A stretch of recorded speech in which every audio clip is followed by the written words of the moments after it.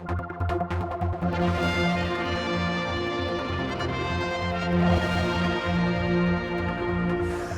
folks, thanks for coming along at short notice. It's really just to bring you up to date with the developments which are taking place rapidly, building up to the G8 meeting next month.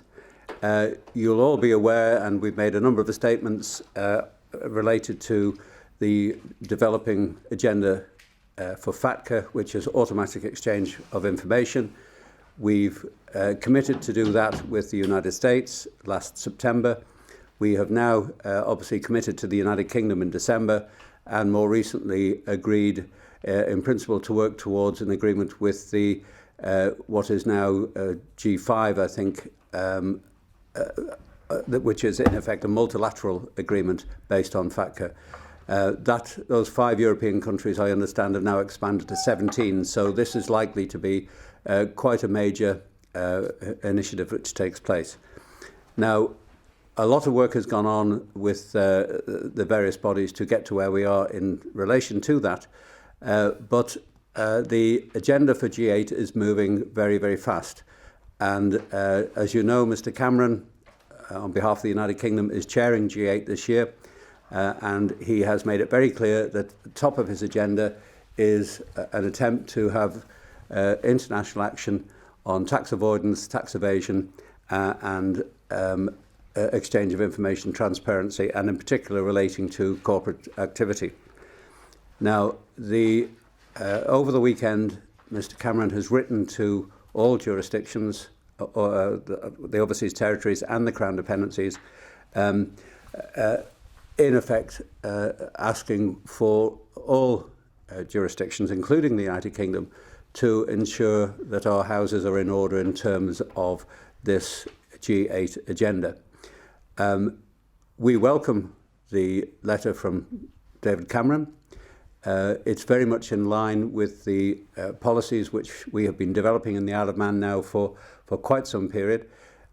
We have recognised the direction of travel for the international agenda towards greater transparency, cooperation, and exchange of information on these various issues. And we have been one of the first small jurisdictions anywhere to commit to these various initiatives. And therefore, the invitation from Mr. Cameron is one we welcome, and we have and will very willingly cooperate in furthering this proposal. Alongside that, Mr. Cameron has also focused on the need for the international community to focus on beneficial ownership of companies. Once again, we welcome this initiative. The Isle of Man is well ahead of most other countries, including the larger countries and the UK, in terms of knowing the beneficial owner of our entities here. And we are very willing to share our experience with the UK and others to help them catch up with the Isle of Man. A great deal of work will need to be done on that, and our belief is that at G8 in June, there will be a communiqué agreeing in principle to move towards changes on this front, but the detail will have to come later, and I think a great deal of work will need to be done after that. So at this stage, we can't give any comment on what the details of this might mean, but it does mean that there will be some movement on a drive to understand the beneficial ownership of companies right across the community. There is a final point which Mr. Cameron has referred to, and that is involving a commitment to what is known as the multilateral Convention on Mutual Assistance on Tax Matters. This is an initiative of the OECD, and in effect would ultimately implement exchange of information with developing countries. We are in talks with the United Kingdom government on that to see how best we can accommodate this initiative. It is slightly different to the other FATCA agreements insofar as we do need more understanding from the UK how this is going to work.